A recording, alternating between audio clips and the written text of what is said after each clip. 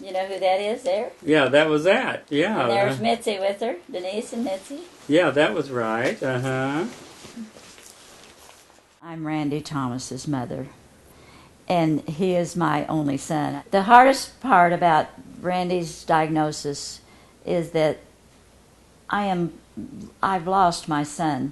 I can't communicate with him like I could before, and I know things are going to get worse. He started noticing actually before we did. However, one of the boys mentioned that one of his stepbrothers mentioned that they had been noticing something at our family events, and I guess I overlooked it. But then when he couldn't remember, he was talking about that he couldn't remember things. We had a friend who is a psychologist that thought it was just information overload. He was so busy with Denise's business she had started, and he was running his business. It's been really hard to accept this. I'm having a terrible time accepting the fact that he's not the person he was before. And I keep trying to think that he does know how to do things that he doesn't really know, I guess. He can't hear you when you try to tell him something. If I try to tell him not to talk while I'm on the phone, it's like he doesn't know. And I know Denise has the same problem. He just doesn't, it's like he doesn't hear you. He doesn't call me Mom anymore. It seems like he's just saying you, and I don't believe he's calling any of us by name. Yet he seems to know we're family. We're connected to him.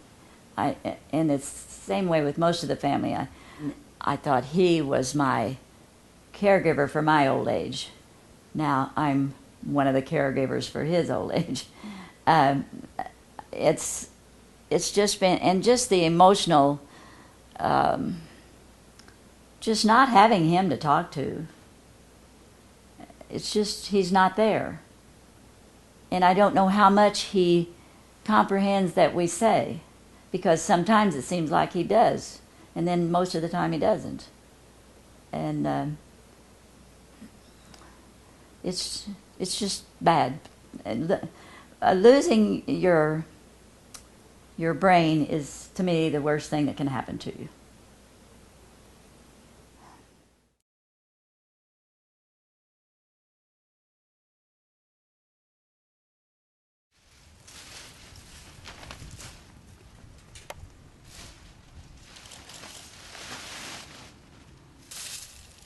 When Randy comes to help me, I'm giving him something to do rather than have a cleaning lady.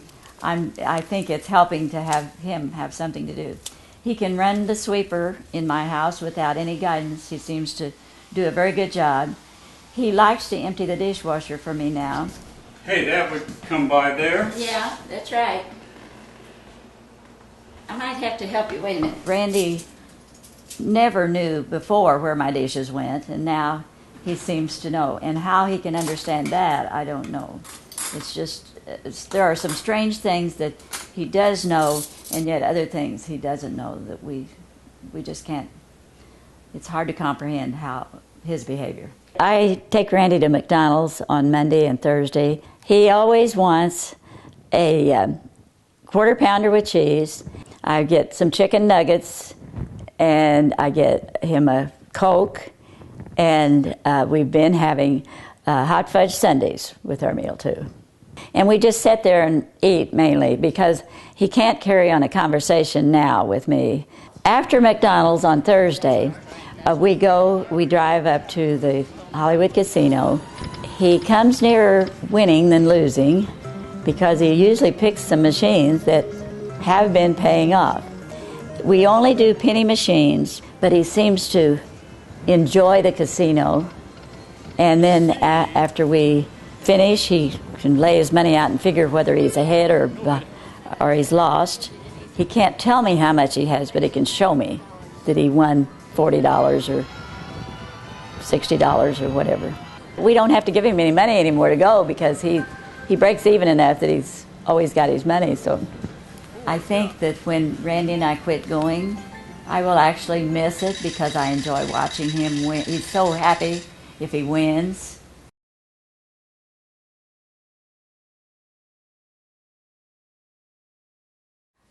I'm dreading the day when Randy might have to go to a nursing home or something. I wish that we could have him in the home and have a caregiver come into their home, but I don't think that's going to be possible. I feel like I've had some bad experiences with nursing homes, and I feel like that when he goes there, that's the end. I just can't comprehend him living a normal life in a nursing home. He is at least functioning, and I know this is coming to the fact that he won't be able to in the future. I dread that. He's going to be gone to me when that happens, and I hope we can put it off as long as possible because, and I know it's really hard on Denise. She's living with this every day, the deterioration of his mind, getting worse and worse, and I know that she's going to have to make a decision, and it's going to be really hard on me when she does because I just don't know how I'm going to be able to handle it.